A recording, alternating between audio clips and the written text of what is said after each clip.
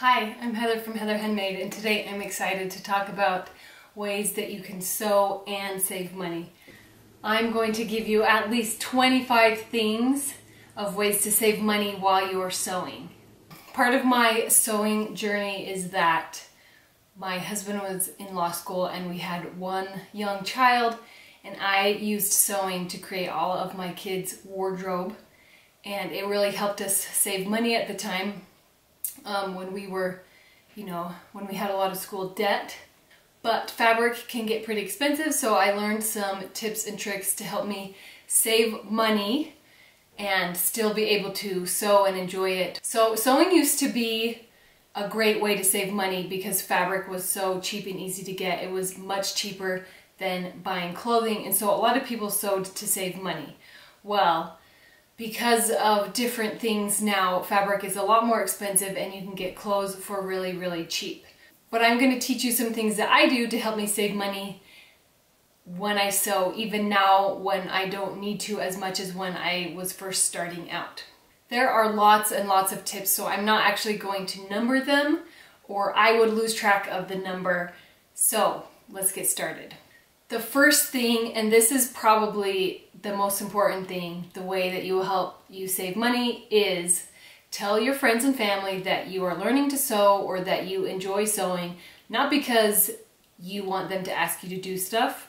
I don't do that many things for my friends and family, but when I told my friends and family that I was sewing more and they could see that I was doing it, I started getting random cuts of fabric, extra things, stuff that people wanted to get rid of, but they didn't know anyone that did sew, and they wanted to give it to someone who would use it. So they had just kept it for a long time waiting for someone, and then they found out I sewed and they would just give me fabric. So I got yards and yards and yards and yards and yards of fabric this way because people just wanted to find someone who would use it. So they were giving it to me for free. They also give me a lot of adult clothing that they didn't wear anymore, and that is a great way to refashion or upcycle for your kids. It's free. You just have to put a little bit of work into it to make it fit your kids or yourself. A great way to save money while you're sewing is to sew your stash. So instead of buying new fabric every time, or every time there's a sale or there's pretty new fabric, to sew what you actually have and use it up. That is a goal that I'm actually doing right now while I am staying at home for a little bit. I'm trying to get through as much of my stash as I can, because then it's, maybe you did buy the fabric once, but it's sat in your stash for so long that it's almost like free fabric because it's just sitting there and not being used. It's much better to use it than let it sit there. So maybe you bought it and you don't like it for yourself anymore, or it's not your colors or something. I use it for my kids. If you're starting out and you don't have a stash, then I do have some friends who like to buy for the project. So instead of having a stash, they buy fabric. Maybe they have 3 projects in their lineup that they're going to work on, and they've only bought fabric for those 3 projects. I think that's a great idea, and that's kind of what I do. I really kind of have a stash for my kids, or it's kind of remnants of stuff that I've already used. I also thrift fabric, and so sometimes I find random fabric that way. But buying expensive fabric for myself, I buy per project, so I don't have a lot of that in my stash. And so it really helps me save money. If you get used to figuring out what you sew, maybe you sew a lot of things that need linings, it's great to have a lot of random lining fabric on hand, because then you can always use that. If you do a lot of quilting cotton fabric, it's great to have that in your stash. Just kind of figure out the things that you like to sew, and maybe that will be your stash only, and then everything else you buy per project. Now, this is a little controversial, but don't buy something just because it's on sale. I used to get caught up in all the sales, and I wanted to buy it when it was on sale, and you know what? It really made me spend more money because I was just buying it because it was shiny and on sale and new. And you know, the tactics of marketers is that I don't want to miss out and I have to buy it because it's on sale. And it really worked on me. I was buying fabric I didn't need. So I've told myself I would just rather buy fabric not on sale, because then I just buy a couple projects per year that is expensive instead of, you know, buying all this extra fabric that I might not end up using. If you are way better at planning than I am, you can make a list of the patterns in the fabric that would go with it and have a list of those things, you know, somewhere digitally so you can have access to it. And when you do see the fabric that you love on sale at your favorite store, then you can jump on it and buy it, because you know, I know that this project is going to work with this pattern and then this is how I'm going to use it. Then it makes sense. Maybe you found a different system that works for you, but this is what works for me. Also, I have a different video about planning your wardrobe, and it will help you figure out what you like to wear and what you like to make. So that will help you know better what you want to make and what you actually wear, so that it makes that process smoother, so you know what fabric to look for and what patterns to look for. Next, you should watch for other people who sew to sell their fabric. So I know people do this online. I'm sure people would do this, anyone who sews in real life that you know, that sometimes people buy a lot of fabric and they just want to get rid of it, and they'll sell it for a much cheaper price than they bought it for just to get rid of it. I have bought from other sewist stashes online. I love getting fabric that way because I'm happy to buy fabric that isn't going to be used so that it can be used, and I only buy the fabric I'm really interested in, and I use it pretty quick, and it makes the person who sells it happy because they are happy that the fabric is finally being used. If you don't know anyone online but you know people in real life, you could set up like a fabric swap where you bring a yard, you can take a yard home, and so everyone brings a bunch of yards of fabric and you can kind of trade. If you're just getting rid of your fabric and you don't care about the evenness of one-to-one, you could just say, you know, I bring this, and, you know, hopefully no one will take all the fabric, but you can figure out a system so that you can just kind of trade the fabric, so the fabric goes to a home that it will be used in. If you are living near a city and you know that there are manufacturers or warehouses where fabric is, you know, sewn into clothing or other things like that, I would go to the warehouse or the manufacturer and I would ask, what do you do with your extra fabric? Do you sell it? Can I buy some? A lot of them will say no, but I know for me, I have found a manufacturer who oftentimes when they're buying fabric, it's the same price to get 500 yards of fabric versus 700 yards of fabric. So oftentimes they will get the more fabric just because it's the same price. And sometimes they use that for the project. They like having extra. Sometimes they sell it for rags, or they do donations, which are great. You know, that's more important than my sewing practice. But sometimes this manufacturer will sell me the remnants for cheap just because he wants to get rid of it. And it's a great way for me to find high quality fabric for really cheap. So just check around. You never know. Call them up and see. I have kind of mentioned this before, but check the thrift store. I love thrifting and that's what I do, but I don't only thrift clothing. I do thrift clothing for my kids and like finding adult clothing to upcycle for my kids. But there is, like in the home section of any thrift store, there is a section for material or fabric. It kind of depends on what your store calls it. I've seen it where the fabric is all packaged up into bags and it's just kind of like you get what you get when you buy the bag. You don't really know what's inside, and there's like a bunch of different yards of fabric. And I've also seen where they individually hang each cut of fabric and you can buy it individually. I've bought fabric both ways and have been successful with finding great fabric. I love thrifting fabric. You can find such amazing fabrics. You might have to check multiple thrift stores.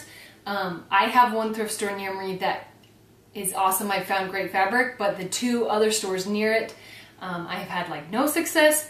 So really you kind of have to shop around. Maybe you have to go a little bit farther to find the store that has fabric. I'm not talking about like just buying sheets or comforters. Like there's actually cuts of fabric in your thrift store. And maybe you can't find it. I would ask one of the workers. They might say, oh, it's in this section, or we hang it up here, or it's hidden back here.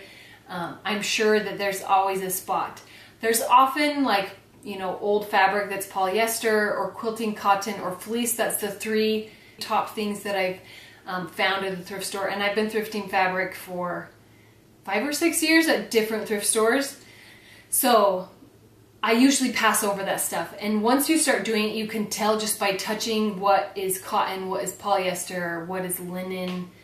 You can usually tell pretty quickly. One way I save money in my sewing practice is I get hand-me-downs, or I thrift clothing and I actually alter it to fit me.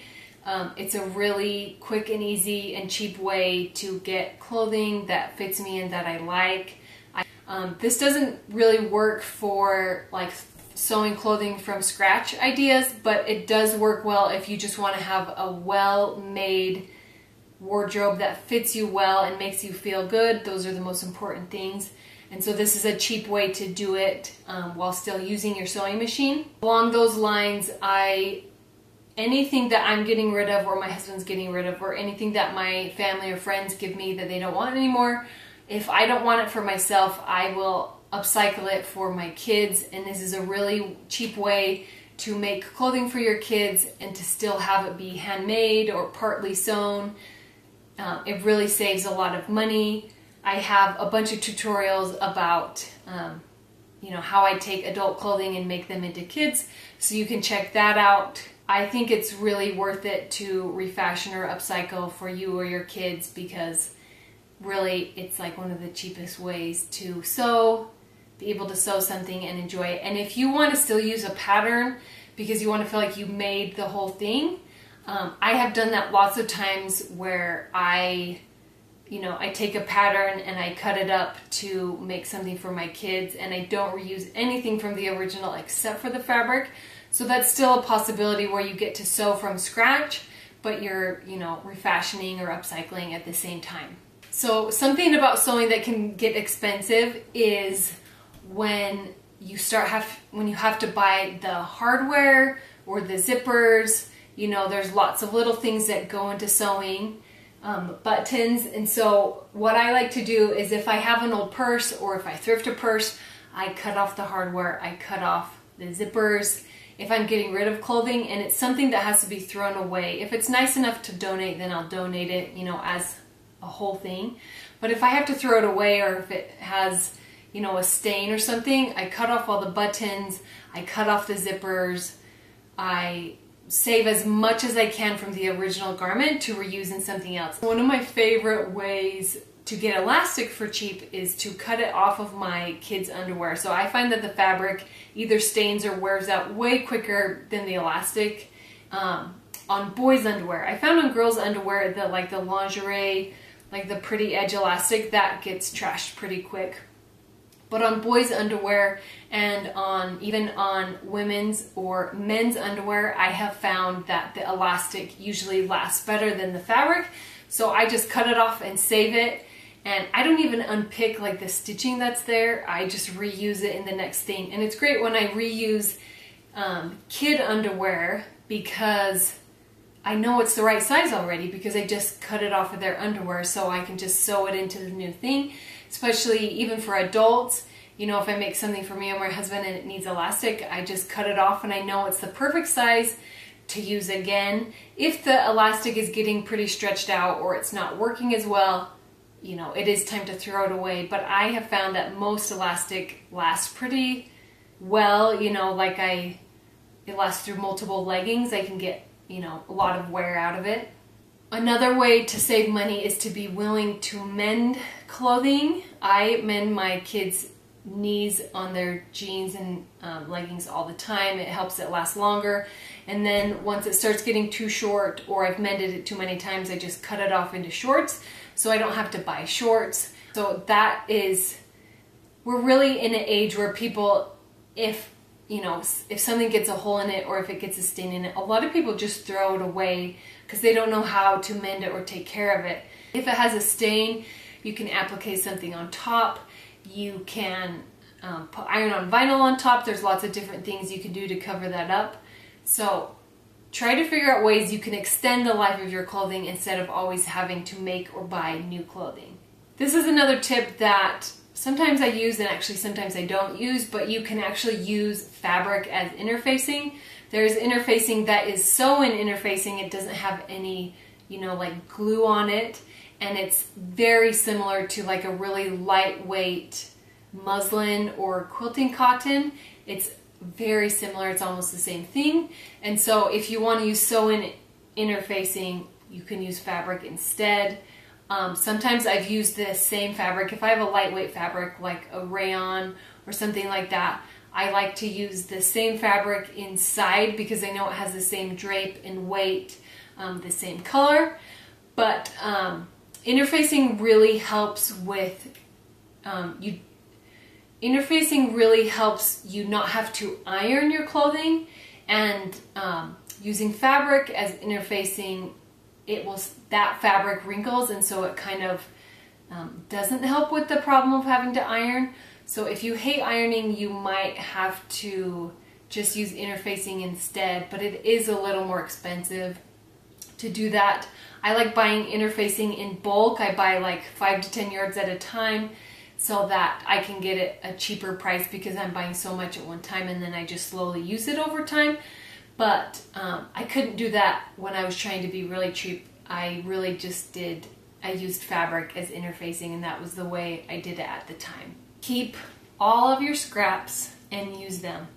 So there's lots of different ways to use scraps. I like to save things for pockets or knee pads or details like that. I save it for linings and facings. So it's great to use your scraps for those kinds of things. It's fun to have a coordinating print on the inside that, brings you joy from the inside. Also, when I do kids clothing, I can use way smaller pieces of fabric to make the kids clothes. And so if I make something for myself and I have half a yard left, that's too small to make something for me, but it works well for kids. I can get lots of kids stuff out of half a yard of fabric. Once the fabric gets even smaller, maybe smaller than 10 inches, I can use it for maybe small things like headbands or like small zipper bags. There's lots of small things I can use, maybe a pin cushion, but eventually it just gets too small to use, and then I save it as stuffing and I use it to stuff things. I cut it up into small pieces and kind of have a bag of it, but I stuff like poofs and pillows and stuff like that. It's a great way to get stuffing for free, and it makes use of your scraps that you've already paid for. I'm a really big believer in using what you have, and you don't have to go out and buy all the really expensive stuff that people recommend to you. I think it's more important to use what you have. If you only have paper scissors, it's going to take you a lot longer, but just use your scissors that you have. You don't have to go get expensive scissors. I think after a while, after you've been sewing for a while, you figure out what you use a lot and what you like, and then be willing to get expensive things of those very commonly used tools. So if you use, some people really only use a rotary cutter and some people really only use scissors. Figure out which one you like best and spend your money on the really good one. Maybe spend your money on really good pins or a really good iron. Something that you get really excited about and something that really bugs you. And that is where you can spend your money. Maybe get it for Christmas or get it for a birthday gift, because that will make your sewing more enjoyable if you have that one thing that helps it go smoother. So find like your pain point, whatever your pain point is, and then, spend on that, and then wait for a while until you find another pain point. So you're just slowly investing in your sewing practice instead of spending a bunch of money right at the beginning. And then, I don't actually buy really expensive fabric scissors because it's very common that I will accidentally cut through a pattern, like a thick paper pattern, and I will dull my scissors. So what I do is I get cheap fabric scissors, and I just buy lots of cheap fabric scissors, and I go through them quickly. And once they have all of those dull points, they become paper scissors for the kids to play with. But I've decided it's not worth it for me to have nice expensive scissors at this moment. One thing that took me a long time to learn that, made me spend money is to learn how to use fabric with the right pattern, learn how to plan my wardrobe, and learn how to fit my own body.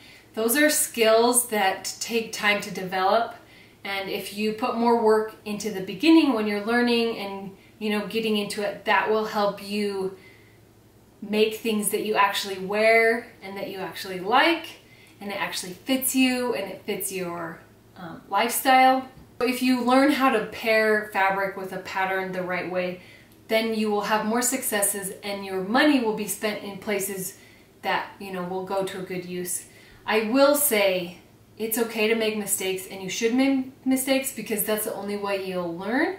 But maybe if something is new, try a cheaper fabric or a cheaper pattern when you're learning or figuring out if you like a style, because then you won't be spending a bunch of money that you might, not end up using.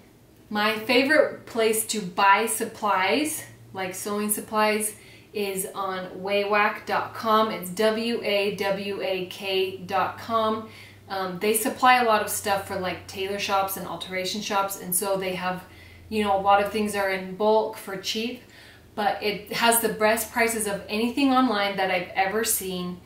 You can get it at other places and it is still a good price, but I have found WAWAK just has, a really big selection for lots of things, and it's much cheaper than any online retailer. Now I'm going to talk a little bit about saving money on patterns. The first tip is similar to what I said about fabric, is don't only buy patterns on sale. Now this is because my personality is, if it's new and shiny and it's on sale, I have more desire to buy it when I might not actually want it at a different time, or I might not actually wear it. So my personal rule is that if something's on sale, I usually don't buy it. Or if a pattern just comes out, I make myself wait a month to see if I actually want it. And that way I can tell if I'm thinking about it a lot, then I probably want it. But if it's just shiny, I'll buy it, and then sometimes I don't use it. So for me, it's really worth it to buy it when it's not on sale, because it's either, you buy 10 patterns and they're on sale and you spend $80 for the year, or you buy 4 patterns not on sale because those are the ones you actually want and need, and you spend $40. So yeah, you're spending full price for each of those patterns, but it's still half the price of, not being caught up in all the new and shiny and on sale patterns. That is for PDF patterns, because PDF patterns range from $8 to $15 per pattern. So that is what I do for PDF patterns. When it comes to paper patterns, those range from $10 to $20 each, but big box stores always will have a sale. It's probably about every 2 months they'll have a $1 or $2 sale on their paper patterns, and that's when I buy the paper patterns. So what I do is I have a list of the patterns I want digitally, and I just keep that. Anytime I see a new paper pattern that I want, I keep a record of that, and then I wait until I see one of those really good sales and I go buy it for $1 or $2. When I use PDF patterns, I know I can reprint them as many times as I want, and so I don't care about printing it, taping it, and cutting it apart. When I'm using a paper pattern, if it's for me, then I'm more likely to cut into it because I know I'm not changing sizes as quickly as my kids, and so I like altering it to have it, my perfect size. But when it's for my kids, I don't want to cut through that paper pattern because then I can never use it for a different size, so I will trace it. There are lots and lots and lots of free patterns online that you can find. Almost every pattern designer has at least one free pattern. Sometimes you have to go to their Facebook group to get it. Sometimes you have to sign up for their newsletter. Whatever it is, go see what their free patterns are, because honestly, there's tons of free dress patterns. There's tons of free t-shirt patterns. There's probably even free like skirt patterns or leggings patterns. Go find those and start working with those until you're more confident and you know what your style is, and then you can spend more on patterns to figure out what you like. There are lots and lots of books that have a bunch of patterns in them. So if you buy a book, you can usually get, 10 to 20 patterns in the back. If you want to get it from the library and the pattern's still there, then trace all the patterns, or just buy the book. A book is $20, $25, and then you can get all the patterns for a much cheaper price per pattern. Another way to save money on patterns is to use the patterns you have and learn how to alter patterns and combine patterns. One of my favorite things is to take a bodice pattern and figure out how to put it with different skirt patterns. So maybe just take stock of what you have and how you can combine those or alter those. There are so many tutorials on YouTube about adding design details to your patterns, or taking things off, or hacking it. There's so many things that you can do with the patterns that you already have, and that is a great way to save money because you're not always buying a new pattern for a different sleeve or a different button placket. You can figure out how to do that without buying the pattern. I trace a lot of patterns, and so for me, I need cheap tracing paper, or else I'd be spending a ton of money on that. I like to use a big roll of medical exam paper. You can get them in different sizes from like 18 width, I think or some of them are a little bit bigger, and it's just a giant roll, and it's kind of like a tissue paper feel, that stuff that you sit on at the doctor's office. I love using that to trace patterns because it's thin enough to see through. I can trace everything, but it's not very expensive. I can get a big roll for about $15, and it lasts me multiple years of tracing lots of different patterns. The last thing is to plan your wardrobe, maybe colors and silhouettes, before you buy your patterns and before you buy your fabric. That will help you know that you have something to go with that pattern, once you make it. The last thing, this is kind of a tip for maybe getting a discount on things you're buying, is you can use Ebates or Ibotta online when you're buying things, and it will give you a small percentage back every time that you buy something. So you still have to buy things, maybe full price, or maybe it's on sale at the store, but it's much more expensive than getting it for free. And those are little things that will help you make a little bit money back every time you buy something that then you can, put back into your sewing practice. So it's not really making money as you're sewing, but maybe it's kind of getting a secret discount, kind of like a 10% off every time you buy something online. Ebates I use it when I'm buying things online at big box stores, or really big fabric stores. When I'm in a store, a big box store, then I use the Ibotta app, and it helps me get that extra percentage off in the actual store. I hope that you found a way to save money, and it will help you enjoy your sewing practice even more. Share your tips here in the comments and on social media, and tag me so that we can all help each other out. Thanks for watching my video. I hope you had a wonderful day.